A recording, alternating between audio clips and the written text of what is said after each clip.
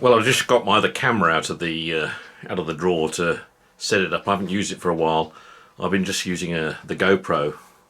Well, I've been doing all the little shots in the kitchen with Richie and just messing about on the walks and things like that. But I thought I'd get this camera out to well, just to make sure it gets used every so often. It's a little bit more complex in setting it up. It produces an excellent quality picture where you get every bump and wrinkle, but you've also got to take a bit of time in setting it up so that you have a reasonable picture and content of the actual sound and light and everything else as well. Light is still a bit of a problem. It's dull outside today, so yeah, other than going for a walk this morning very quickly, and I haven't done much outside at all. Yeah, a question came up in that video I sent out earlier today with regards to, well, it had nothing to do with what we were doing. Richie was cooking prawns in coconut milk in the kitchen, but somebody, I won't mention the name of the person, one of my friends, said, "Oh, why don't you fork out, Simon, and buy Richie a decent stove?" I certainly thought that would come up at some point in time. Well, you better ask Richie that, because that's got nothing to do with me. Basically, her argument is, she doesn't want me to spend a fortune on a. I wanted to put a range master in. I had a fantastic range master. We had one in the Middle East, and we got the space here to put one. We had an old stove built in here when we took the house, and we put up with it for a few years, but we ripped it out. Well, Richie ripped it out basically. But cooking for her is all about being flexible. To be honest with you, she when she's in the Philippines, she cooks on natural heat, on fire, in the open kitchens, and that's how it tends to get used. She'll have something going on over here, you'll have something going on over here, you'll have something going on over here, and she'll be working between all of them. Then she'll have a gas ring on somewhere and something else. So that's how the cooking takes place. And for the last, how many years? 6-7 years, we've managed with what we have. We replaced the rings every so often. We have a few more extra ones in the cupboard if we need to get extra ones out. And we've catered for up to 15-20 people with what you see in there, and it works for her. It works 100%, and that's what she wants.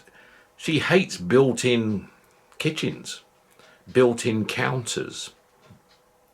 I know they look very nice, but they aren't necessary. Now, I know they may add value to property, but in terms of what we've been doing and putting up with, it's what we want. We want to be able to, it's what Richie wants basically. She wants to set somebody up in that corner to work on something on a ring, and she wants to be working over here with something else on a ring, and there's a lot of other things going on in between. Because sometimes there'll be 2 or 3 of them in the kitchen cooking at once. It's not me with a camera, usually, and that's how it will work. It's the way it works. And in the Philippines, I know, yeah, they use a combination of gas ring, electric, and more often than not, just natural fire, with wood or with charcoal, whichever. And I'm not talking about barbecue. I'm talking about in an open kitchen, because in houses in the Philippines, you tend to have an inside kitchen, but then you have an outside kitchen. It's like a terrace. It's like a covered terrace with open sides, and a lot of the cooking takes place in that area out there. Look, at the end of the day, it's about getting the results, isn't it? It's about getting a result. It's not about the cooker. It's really not about the cooker. I mean, it reminds me of, well, well, just think about it. In your own sense, if you go into a restaurant and you have a fantastic meal from start to finish, it's a fantastic soup or starter. You have a lovely main course with a combination of meat and vegetables and whatever, and sauces and various other things, and fish, and then a beautiful baked pudding of some kind. And it's so good, you have to ask for the chef. So the chef comes out, and you have one question to ask the chef about his. You don't say, "Your meal was absolutely fantastic. I've just got one question. What stove do you use?" It doesn't even come in the range of questions, really, does it? It's all about the quality of the product and how the products are prepared, and how much time you give them in. So, really, that's what it's about, isn't it? It's not about whether you use this type of brand stove or that type of brand stove. It doesn't have any bearing on it. And that's it. I mean, I think in reality is that's what it's all about. I've been into houses with many nice kitchens, and dare I say it, I don't think anything's ever cooked in them most of the time. Then I could be in other kitchens which could be look an absolute remorse, and I know they're very busy. I won't mention my sister by name. No, but that's really where we are. So it's not a question of I don't want to buy. So the person who raised the point, it's not a question of I don't want to buy Richie a stove. It's a question of that's what she wants. In fact, if I put a stove in, she'd get very angry with me, quite honestly. In fact, if I interfere too much in the kitchen, full stop, she will tell me in not so many words. It's like the shopping. I will help do the shopping. I'll go and get certain things that might be required. And I might request certain things that I might want on a certain occasion. I might sometimes feel like, I don't know, a nice piece of steak. Or I might feel like a nice fish of some kind. Or I'll always say this is what I'd like, and I'll obviously Rachel make those sort of meet those sort of requests when she can. But she tends to want to do the shopping herself. She doesn't like supermarkets too much. She will tolerate supermarkets and go and get stuff from the supermarket when she needs to. But she far rather likes going to the markets, buying the fresh produce in the markets, in the fresh produce market, getting the meat at the butchery counter, getting the fish at the fishmongers or the fish market.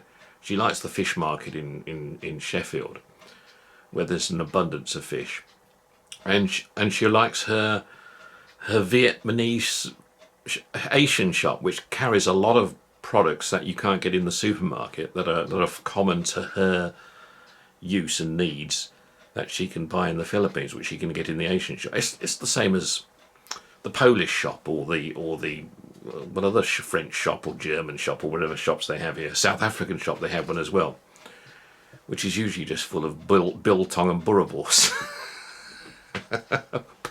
but it's that's how it works. The other thing is you're either passionate about cooking or you're not.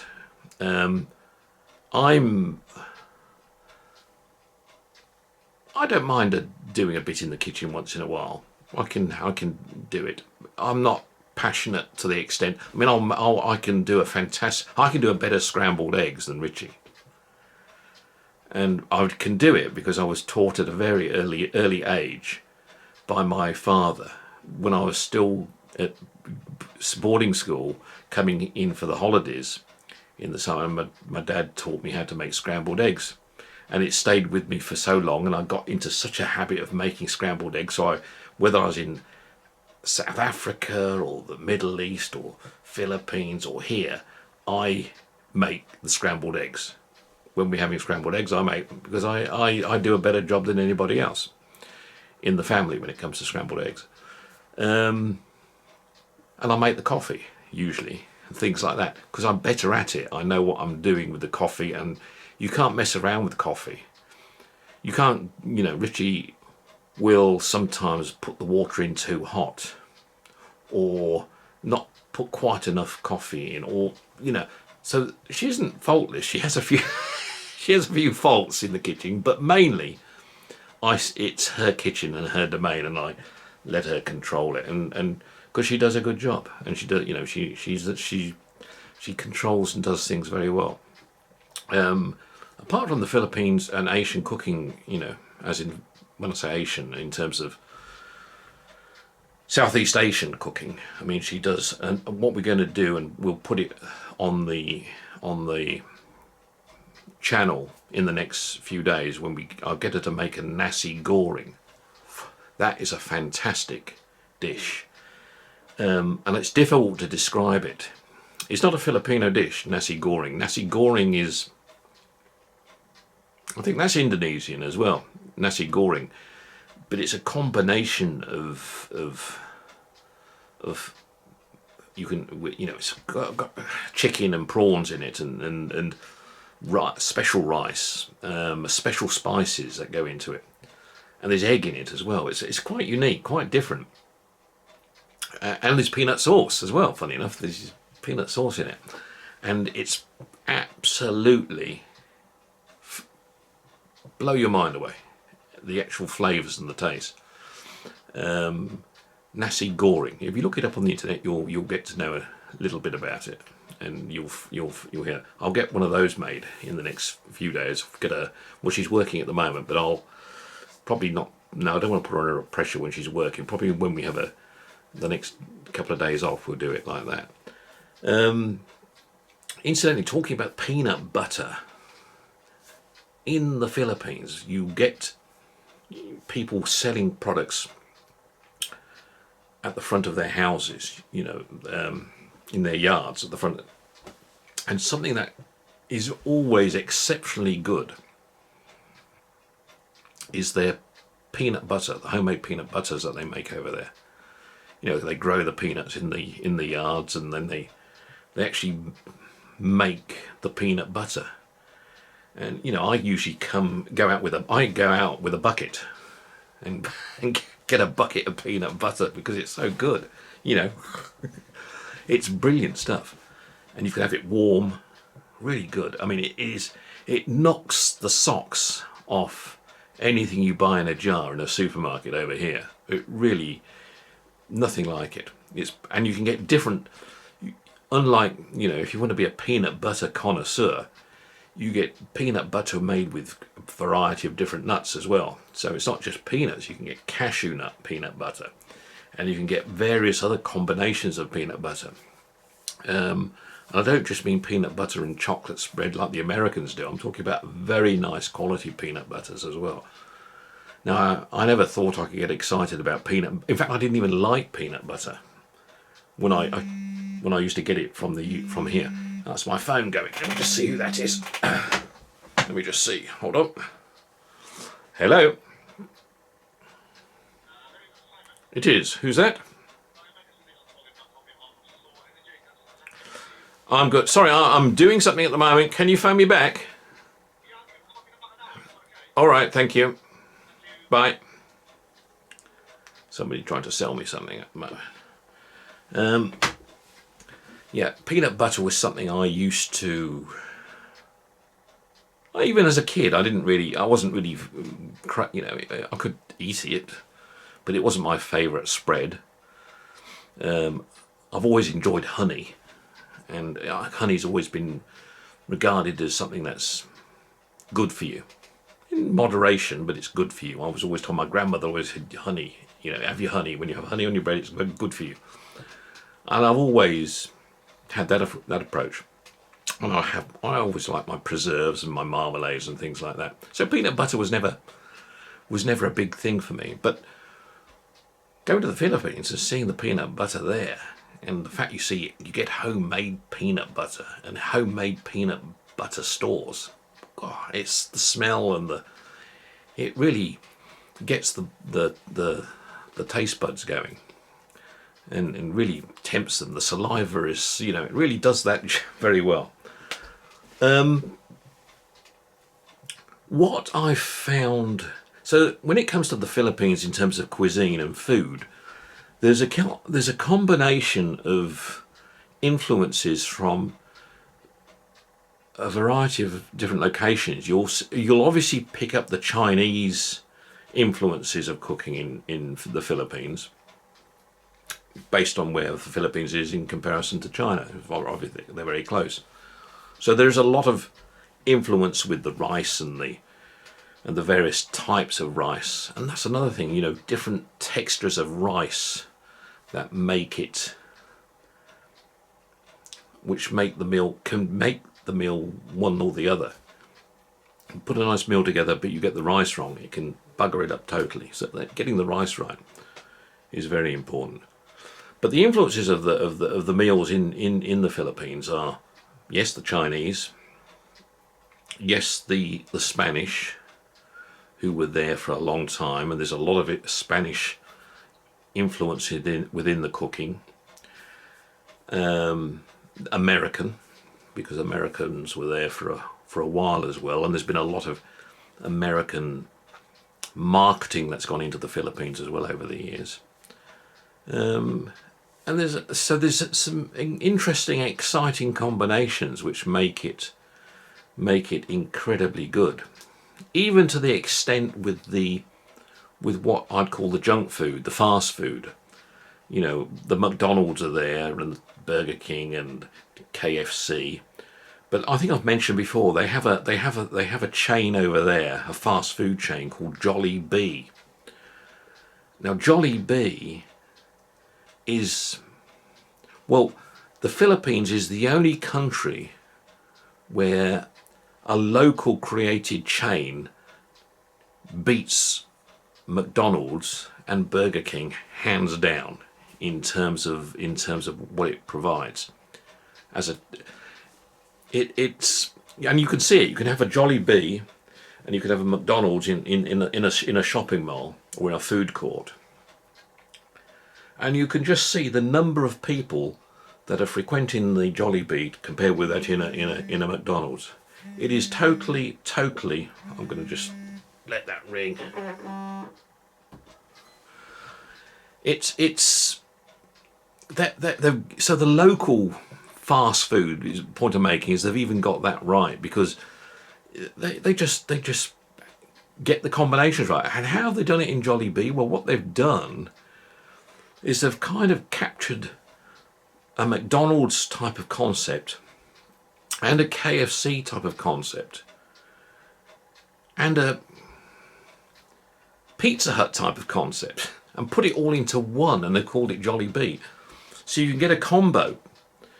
If you're a kid, they love the combos. If you take the kids to the Jollibee, you come and you're eating inside. You come out with a tray, and it will be a combination in your meal. You can have a small burger with some fries and a piece of chicken with some gravy to dip in the chicken, and you can have some more fries, or you can have a little bit of rice as well, and you can have some spaghetti, sweet spaghetti, all in a combination. And that's what they've just got that market selection right for food and taste, and that's what they do.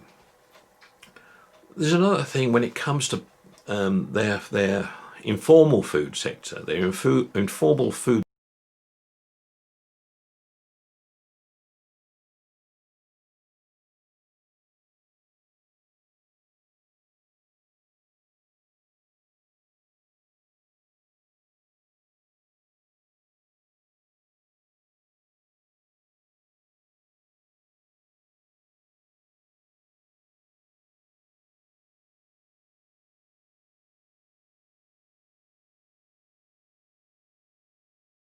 Dip these fish balls in and eat. Fantastic.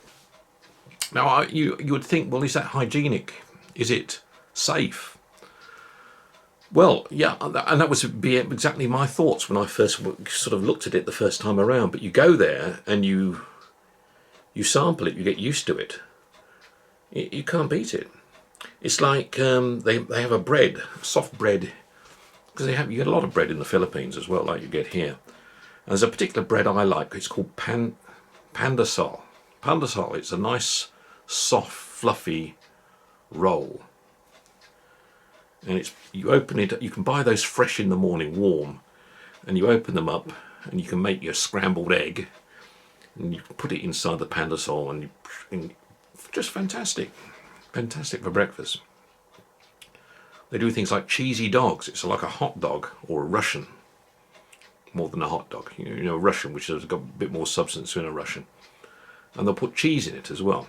So you've got it's like not on it, in it. So it's made with a cheese.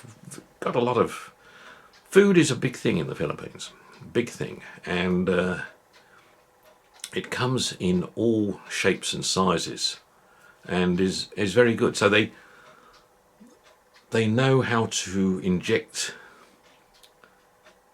you know, the taste buds, if you like, and get the things flowing here to get you excited about food. Food is a big business in the Philippines in every possible way. I've mentioned the shopping malls before in the Philippines. I think what I haven't mentioned is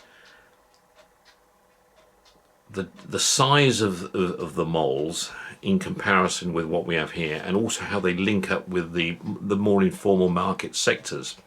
When you go into any town in the Philippines, there will usually be a large supermarket, an SM or a Walter Mark or a Ruster or something. There's always going to be at least one. There'll probably be more than one, but there'll be at least one dominating the sound, and there'll be smaller ones as well. Plus you'll have your same equivalent as our co-ops.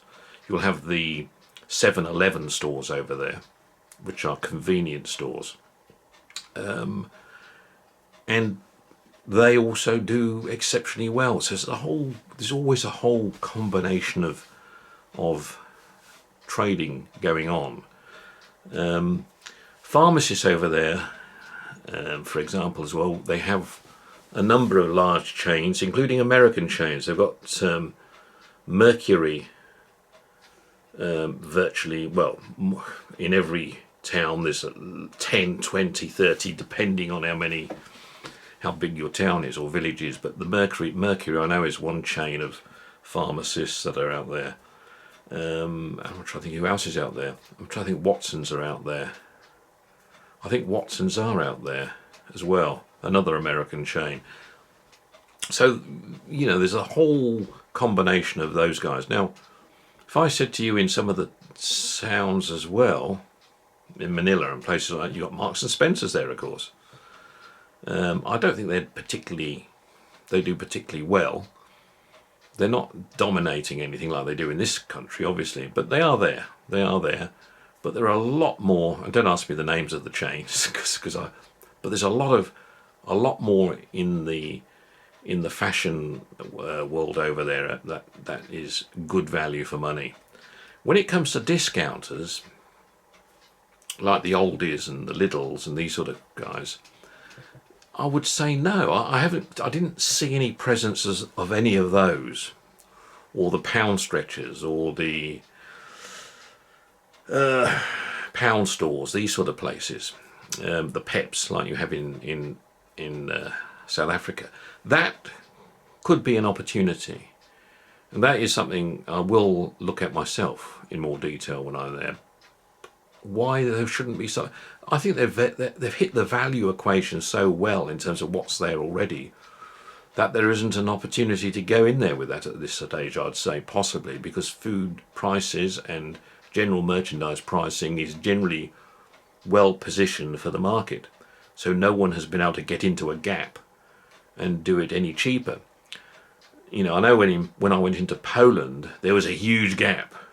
There was a huge opportunity to bring in a retail chain that could offer a quality discounted product. You know, hence what we did with the Pepco group.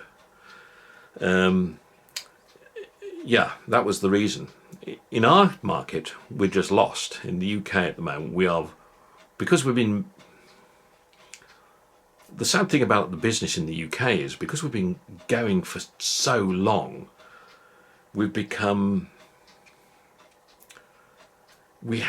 it's been difficult for us to change. We have not seen the opportunities as easily as these countries that are moving far quicker than we are in terms of retail development now. We were the leaders at one stage. You know, we led when it came to logistics and distribution and retailing in general. But we aren't leaders anymore. We aren't logistically the best people to do the job anymore. But I think that's something we can get back to. I'm not saying we've lost it altogether forever now. I hope people don't think that.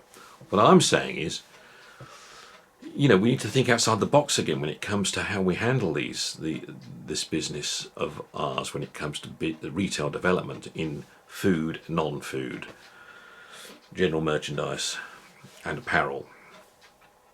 We've got to become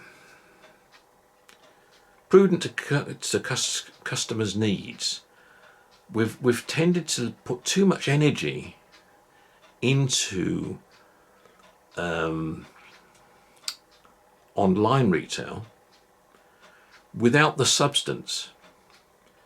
You know, and what do I mean by that? Well, the substance is all about, as I've said before, it's about capturing all the senses, all the main senses the human body has, for getting them to taste something, to see something, to taste something, to touch something, to smell something, to feel. All of those things have got to be, you've got to react with, get a reaction from, and you can't get it online, only online. You've got to use other means to do it as well, and to deliver that. And they've lost that in this market. They just haven't got it right. Anyway, I'm rabbiting on a bit, aren't I? I'll talk to you again tomorrow. Okay, cheers.